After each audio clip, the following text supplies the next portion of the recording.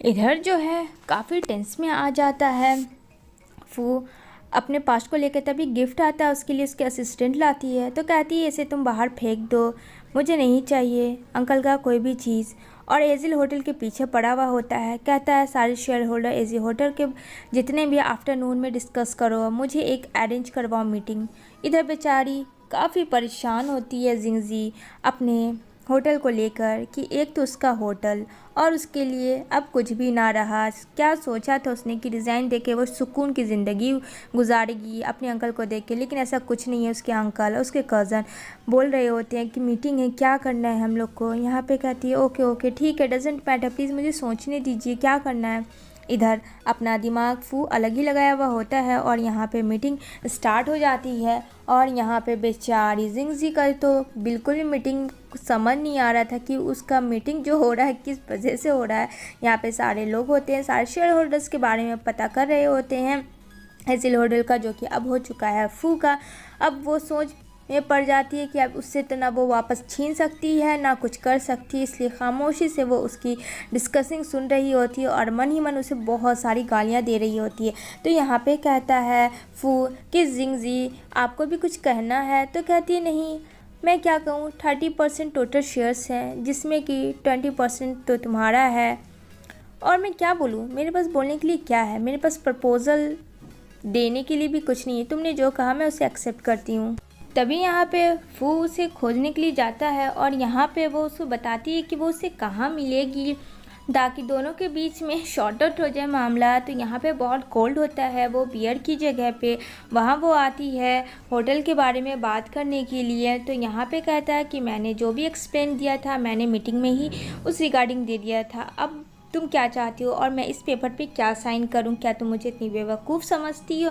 कहती है नहीं, मैं बस चाहती हूँ कि 1 महीना काम करके मैं यहाँ से चली जाऊँ और तुम्हें साइन करनी होगी। तभी वहाँ बहुत ज़्यादा कोल्ड रहता है, साथ में उसका बियर जैसे उठाता है तो हाथ कट जाता है शीशे से। तो बेचारी जिंगजी उसे उसके टाई से बांधती है और यहाँ पे कहती है अब क्या करूँ मैं तो आई थी होटल से बात करने के लिए इसके रिगार्डिंग, लेकिन यहाँ तो इसका हाथ कट गया। वो उसके तरफ अट्रैक्ट हो जाती है। तभी यहाँ पे फूक को काफ़ी ठंड होती है तो उस ब्लैंकेट में वो लाई होती है जिंगजी उसको ओढ़ा देती है और दोनों एक ही ब्लैंकेट में होते हैं। और यहाँ पे वो दोनों आपस में बात करते हैं वो बियर को देखकर। तो कहती है फूक क्या कहना चाहते हो, पियोगे से तुम? तो कहता है नहीं मुझे नहीं पीना है। अब बेचारी जिंगजी बोलती है चाहे कुछ भी हो जाए ये रोमांस नहीं करने वाला, ये खरूस था है और रहेगा।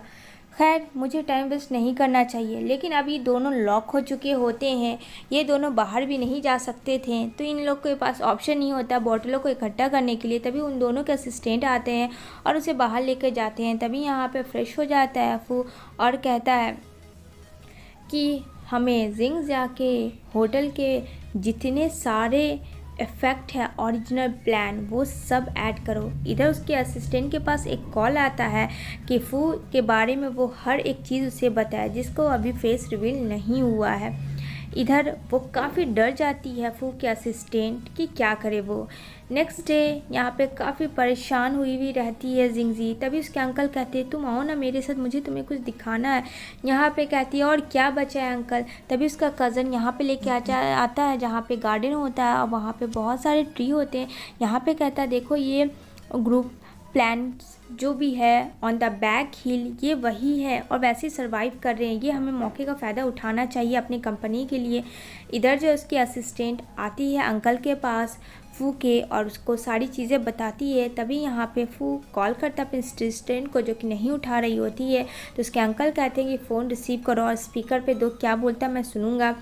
तभी ठीक वैसा ही करती है उसकी असिस्टेंट जो कि अभी ये सारी चीज़ें फू को बिल्कुल भी नहीं पता। और यहाँ पे कहता है मुझे फू ग्रुप का जितने भी चीज़ है मुझे जानना है, ठीक है, और फिर मैं एजी ग्रुप को लेके फू ग्रुप को लेके उसके बारे में सोचूंगा मुझे आगे प्रोसेस में क्या करना है, मुझे सारी की सारी फाइल्स चाहिए। तो उसकी असिस्टेंट कहती है ओके बॉस और फ़ोन कट कर देती है। इधर आती है जिंगजी फू के पास उसे इरिटेट करने के लिए ताकि वो काम ना करे, लेकिन यहाँ पे वो उसकी चाल बखूबी से समझ जाता है और कहता है तुम्हारा लाख कोशिश करने के बाद भी कुछ नहीं होने वाला है। अब यहाँ पे बेचारी थक हार के होटल आती है तो उसका कज़न उसे लेकर आता है। यहाँ पे कहती है यहाँ इतनी भीड़ क्यों है, क्योंकि वहाँ यूजी आया हुआ होता है। यूजी बहुत बड़ा स्टार है जो कि एजिल होटल में आया हुआ रहता है और यहाँ पे कहता है मुझे उसको अपने तरफ लेना है, और जो बहुत खूबसूरत सुपर स्टार है।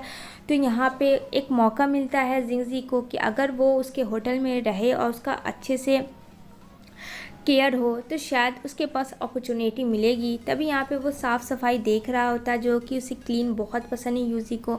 और यहाँ पे कहता है ओह नो कितना डर्टी बाथरूम है, मतलब हर एक चीज़ को वो गलत नज़र से देख रहा था और हमेशा गंदगी ही उसे नज़र आ रही थी। यहाँ से बहुत ज़्यादा बेचारी जिंग इरिटेट हो जाती है, बट अपने गुस्से को कंट्रोल करती है, लंबी लंबी सांसें लेती है, क्योंकि वो चाहती थी यूजी को वो अपने पास रखे इस होटल में और उसका नाम हो, क्योंकि जाहिर सी बात है एक सुपरस्टार है और एजिल होटल में रहेगा तो नाम न्यूज़पेपर में तो उसी का आएगा।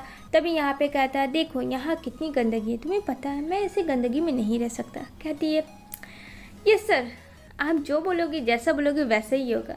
बस उसे क्या था, फटाफट बेचारी जिंगजी को ही काम पे लगा देता है और अपने बैठ के आराम कर रहा था। अब बेचारी हर एक कोने कोने को डस्ट को साफ़ कर रही होती है, उतने में इंटर होता है फू, और यहाँ पे फू बोलता है ये लड़की मुझे देखी देखी हुई लग रही। कहता है जिंगजी, अब यहाँ पे बेचारी छुप भी नहीं सकती थी, वो खड़ी हो जाती है। यहाँ कहता है तुम यहाँ क्या कर रही हो।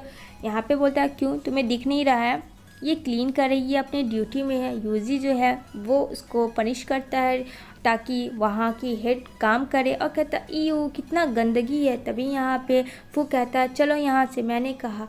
यहाँ पे कहता है ये सही नहीं है, मैंने यहाँ के पूरे पैसे दिए हैं और मैं चाहूँगा जब तक उससे काम करवाऊँगा। यहाँ पे फू को ये अच्छा नहीं लगता है तो यहाँ पे कहती है तुम छोड़ो, मैं कुछ भी करूँ अपने होटल के लिए, तुम कौन होते हो मुझे बोलने वाले, तुम्हें कोई ज़रूरत नहीं है बोलने के लिए मिस्टर फू, समझ में आई बात, मैं यहाँ काम करूँगी। इसी के साथ ये एपिसोड एंड होता है।